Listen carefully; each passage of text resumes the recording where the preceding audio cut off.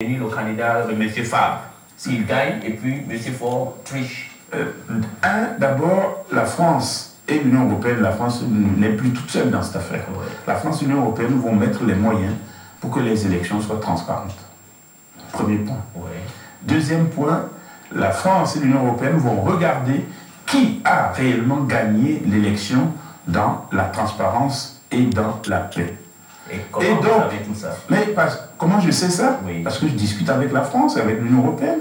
Je suis allé à Bruxelles, je suis allé à Strasbourg, je suis allé au Quai d'Orsay, je suis allé à l'Élysée. Et qu'est-ce qui fera? Est-ce que le Togo est différent de la Mauritanie? En tout cas, nous mettrons les moyens. Nous ne ferons pas comme les Gabonais.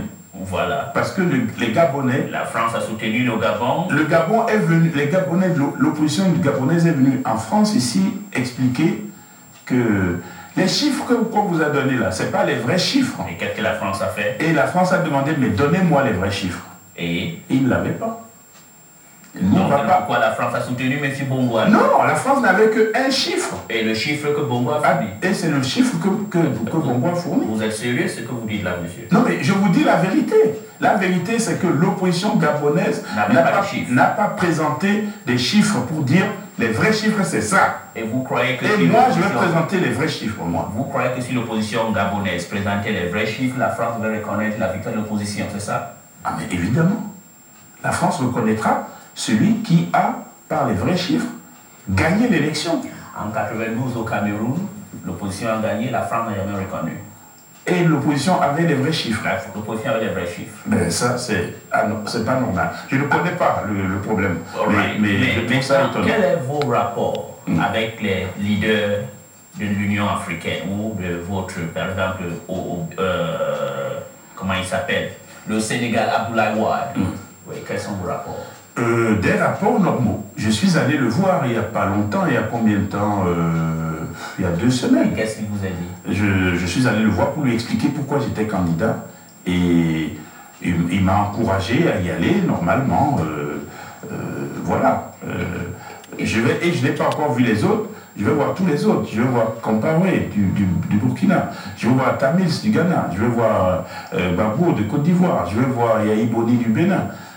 Voilà, je vais voir Toumani Touré du Mali, Tanja du Niger, parce que dans le groupe des pays proches, je vais aller les rencontrer tous pour leur expliquer ma démarche et pour leur dire que la démarche que j'ai aujourd'hui pour le Togo, je ne veux pas que ça reste seulement une démarche pour le Togo. Je veux que ça devienne une démarche pour l'Afrique. Pour l'Afrique francophone? Non. Parce qu'il y a des pays en Afrique, monsieur, qui a la démocratie qui marche. Le Ghana, oui, marche. Ce n'est pas en Europe, le Ghana. Non. Great. Alors, pourquoi se fait-il que vous focalisez sur la France et les États-Unis? Qu'est-ce qu'ils font dans votre... Vous ne demandez pas de l'aide des Américains pour aider... Mais si, bien sûr. J'ai rencontré l'autre jour M. Carson à Lomé. Non, bien sûr, à l'ambassadrice des États-Unis, Mme Hawkins. Oui. Je la rencontre, je demande. C'est simplement parce que je n'ai pas eu le temps d'aller aux États-Unis. J'avais prévu d'aller aux États-Unis rencontrer le conseiller de Mme Clinton et le conseiller africain de M. Obama pour leur expliquer ce qui se passe. Quand Obama a décidé d'aller en Afrique, son premier et seul voyage, il a mis un seul critère, le pays qui se démocratise le plus. À cette allure-là, il ne viendra pas au Togo avant 200 ans. Donc le Togo, c'est perdu ça. Ah ouais. Et donc, c'est ça que je voulais aller leur expliquer. Et c'est ça que j'ai expliqué à M. Carson et que j'explique à l'ambassadrice des États-Unis à la Lomé. Alright. Vous croyez que les États-Unis peuvent aider l'opposition togolaise?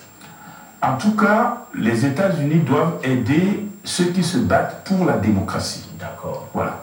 Mais est-ce que vous ne croyez pas que vous-même, les gens de l'opposition, vous mettez les bâtons dans les roues? Comment se fait-il qu'un pays qui a 4 millions d'habitants a 84 partis politiques? Mais vous m'envoyez complètement abasourdi. Et c'est pour ça que j'ai décidé de ne pas créer un 95e. Je trouve que ce n'est pas sérieux. Ce n'est pas sérieux. Et quand on vit dans un pays comme ça où on peut se permettre de créer tant de partis, en particulier, il faut se débrouiller pour que les élections, il n'y ait qu'un qui sorte. Sinon, ça ne vaut pas la peine d'y aller. Good. Maintenant, on va un peu parler de quelques de vos programmes. Au cas où vous êtes déjà disqualifié, Mais si vous êtes requalifié, on ne sait pas. Quelles sont les priorités que vous aviez? Voilà. J'ai travaillé sur ce dossier depuis déjà plusieurs années. 5 défis. Donc, quand vous étiez député ici, vous pensez à être président en France? Non, je ne pensais pas être... Okay. Oui.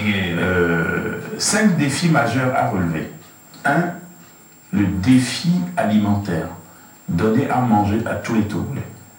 Aujourd'hui, le Togo est une terre fertile. Aujourd'hui, 25% seulement des terres cultivables sont mises en valeur. Okay. Voilà pourquoi il y a la famine. Ce n'est pas normal. En 1964, quand j'ai quitté le Togo, il y avait 1,5 million d'habitants. On cultivait la terre avec la houe et le coupe-coupe. Aujourd'hui, ils sont 5 millions, ils sont toujours à la houe et au coupe-coupe. Voilà pourquoi ça n'avance pas. Oui. Le deuxième défi... Vous allez mécaniser l'agriculture. Voilà, pas mécaniser l'agriculture. Le deuxième défi, c'est le défi de l'accès à la santé pour tous. Aujourd'hui, je peux vous prendre l'exemple de mon village, mais je peux vous prendre l'exemple des 4885 villages.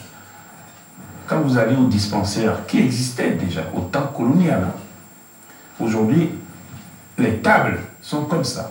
Il n'y a rien. Il n'y a pas un flacon de mercurochrome. Qu'est-ce que vous allez faire pour le système de santé? Non, il faut revoir. Il y a des choses très simples à faire. Il faut que les 40 médicaments, je ne sais pas s'ils sont